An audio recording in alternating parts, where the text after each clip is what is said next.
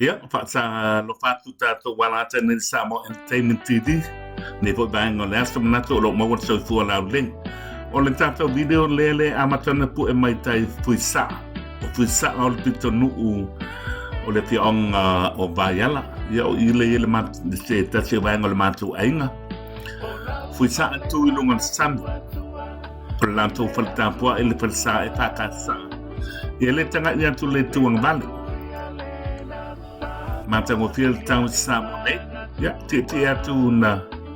ta mila mai fo le baenga o taulanga ya Apia ya manatu e batu ya sa mai fo le baenga o Fuisa'a Vaiala ya o Vaiala amata tu e tawa i talato le manga fa tua o impatu ia ya baenga la lea o ie manolo ma il telo tangata le o ile amata tu fo le tanto o wala sabali le dunga la wala mo baenga le sa fosia e pui mai tanto le ngalo ya man lo longa fo ya matau tu tau tai mana ya le lau si mai o Niue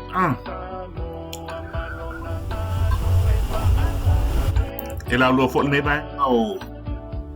le tunu ai matau tai ole mo la kan la ko farsa ele au fai pese a seki la pana lena tu sia pese fo le o Yesu le bin moni ole Samoa po da fronti la ko fale lang moana ngai le ku kai yo lo ba ye el telo tatu lol malatu containers o io lo tau mai le telo tatu containers ia mai papo ba o loa o meli ya ele vai ngalala nei matau tu tai o pipala o nisio company o le e abe esa tu ala tu o loa nei da fa pe kilia ese mai le waf o nisi fo company o lo ye le tai vai tele ya ma vai loa ya o pal engale o te atu le tuang vale seafood so mai mala fo si ba mai o la to fa ti tianga o nei matau tu le nga I kwanta to tabal I fo de official malo te de ropo si te atu se me o le last time le mo sawe pukla tabale ave sa o I se ba ngo I o lo ile official le I le bao fal o lo ile le official le o ba e tongi e pase solo ta vale fo le malanga swai ya o mai le tanto round about mongo baya le ali ali melon tu mai o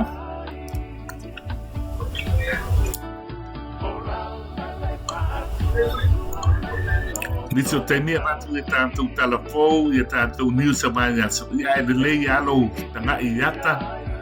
Sidi ai mana malama ia tātou o wala papa lena abatu fo I se tātou wata na tolo Manuia lo sunga malainga ia falkan malo eke le wa Sheraton nei wa ese apoling o le baenga le nei o le awala wa tele o le tonga news ai le tu toTown ia o fasa lotu protsano le fasa o wesi ia o ngai e kalesia o le bana il ne baenga o le fale la le ula supermarket mai la ko baking le tu mai e mal fale tunga fale limo le malo le ai o le e pakasa le tu mai tunga fale lima male falsana la Apia ya tatsi le pale o leva tele la ultima Tausaga lenga fa amanatu po o Tausaga ta wai po o Tausaga ta wai tato uia ko ile ayo Niue yo fale o leo official leo nisi official o abe la loka ko fale pa ntino twai po nesa pa epi nawa ia leo ayo Niue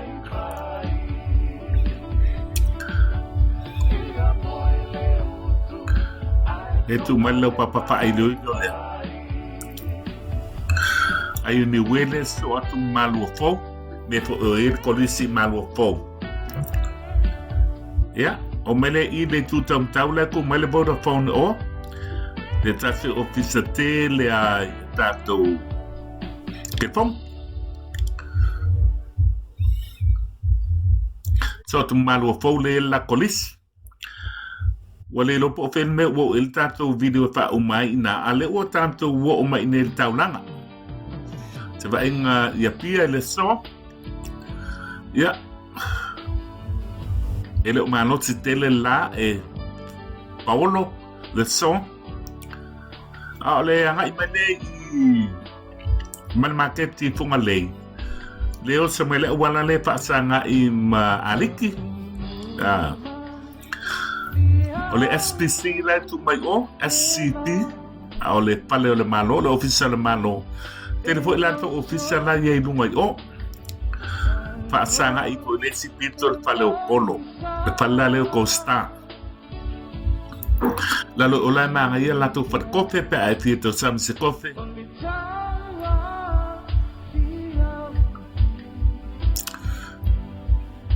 wa tato tak mila tu I res ok marka ko Apollo Cinemas faltifanga né le tuang bani so tu mal official man I dunga I internal affairs bang ko I pa ia tato passport ma bang ya bang fa pena ya o I the official ekalesia Católico le tuang vale le wel pale inga telea le pale ponga falua le tu mai ia saina o le vango le to anga I po o amai o le McDonald building le ku mai o le va kedenga yella pale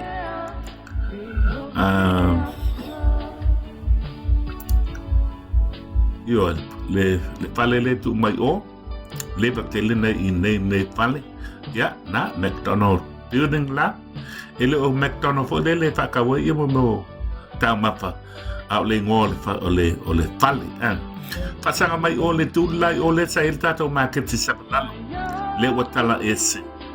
te ropo e mai mo I le ata o le pale le o le a fa ye o so ka mo su e mai ya mai mo le o ka te mata ngo fie fa le pasi tuat ya ole fale a toa le la a tu I ya official malo fo le fale kele nga le tuang pale fa sanga be place ya wa sanga le muta nga te lunga le wala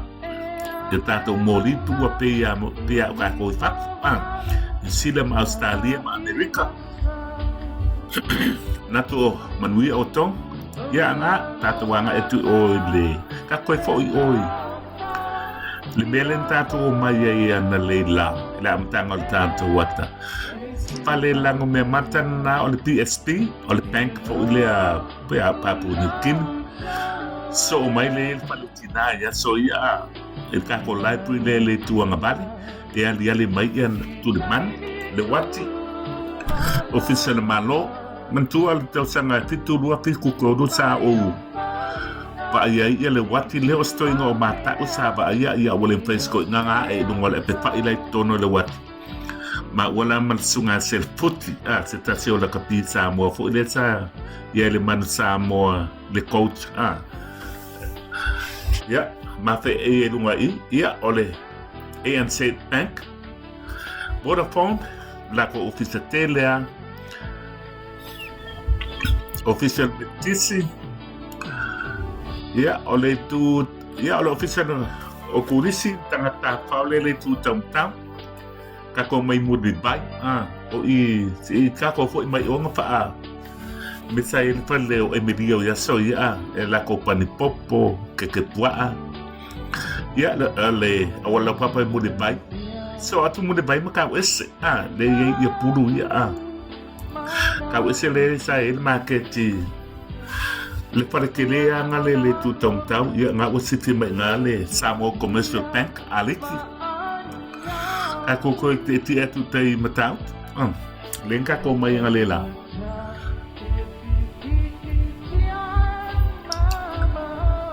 o le office ya Fuisa'a Apia le tato fo ia tu ne palfonga palima o le pakasa supermarket que le swing o le vanga le o le stonga Niue sai o pasa por sano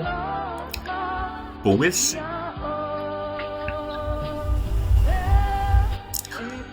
ya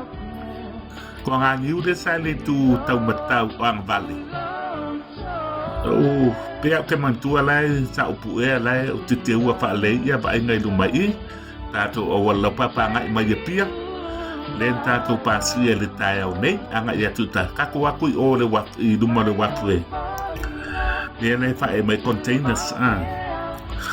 pai o mai au fa mori Samoa ia ba ngai I mtautu nai pal enga palo loa o le pa isa e le kalapu pala enga Manuia I le pito lea nai pala enga sa ole koi mai ropo o ia le taimi ia nga ia tum tautu the seafood I le anga vale toTown ia fata sela malsiba ia lo ka mo le na nga yo nga show po so lue pa show on siba ti pa mana nga Samoa ia o tātou no whanga fo ile abe tua tātou ta pa mori Samoa te le malo le tunu ia oisi o kai ia o kere ia vai tele tele ni fio no whanga la wai Samoa po authority ia le fale la pasang mai o kako liwa ku ika ka miro mai ai ia nem pengalu tonu o le ku mai security ia ole Kate o le awala na te tono le waf pai te toa o le official e kiukene lu matu Ira e sau pai pe por tiu te lo ta valenga elu le si pito e pai mei po si pe tu ia pala le pipi le te o ngai no ai ia o le official nu pipa palo nu pipa ya so mal RSA le ku mai le ku anpan o le PSP Bank so aku man pala tina o ka uri ro pala tina sa la so ia o le commercial bank le Samoa o le pale o polo o le Costa le mu mai so o tu no le man pale makesi o le pale la le o ka ngole wa tanga e tu pale le o makesi ya so ia o pale tu wa ya so aku male pale o even so o tu ai male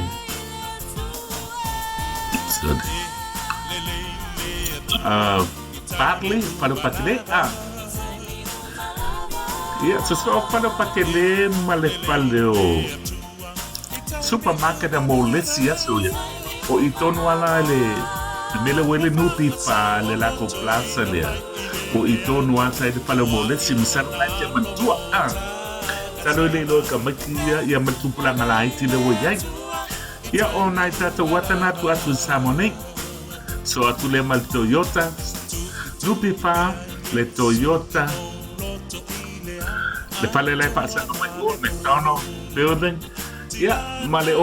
pale la o le malo la we uma official vai office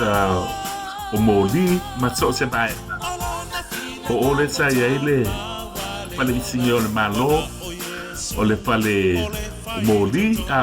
sa pa I umai ole ile compound a tole la ia le wasui nei la wo de tele ma ko city na orfana insigne sa signor malo ya so ya titulua le tituiba titulua tituvan ai o vaenga la na ua tenea swinga mai yasu ia ile mai taimi de oi nei o le loto I pale o le vaenga o taabale ia o winga fo I o tangata o tatou porkiki ma so se pa tele la batsuinga ia to nga ia tu le o le tanoa le lava ia ma fatan malo ia manatu mai lo to wa ona o le so na su muli o le Tausaga luaton la so pola ta o le tua o le Tausaga la so mua o January lua te lua sun man papa mia tu Christmas pa manuia tele tau sang fo pa manuia ne tua mai lo to o ona nei dili le lua years so itua